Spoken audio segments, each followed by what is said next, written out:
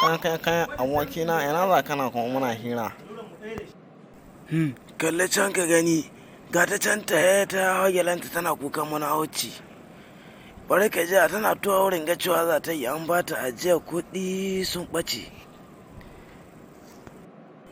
Jihoskata maƙiya Allah. Shekaran jiya ta aminta 5,000, jiya ta aminta 3,000. To kowane tsaya wurin ga ta taho sai ta samu abin da ta yanke ni don ba ta da imani.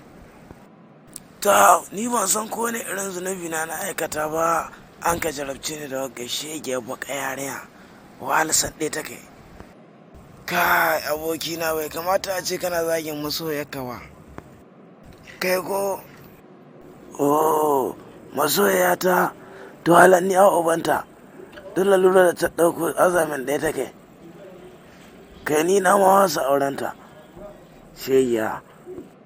To gari ba ka gani tun sada wanka haɗu hada to ka wanka ta ba sai tura da ɗaya take a habaru ni kuma ga soko don abin da ta ce in yi sai in yi.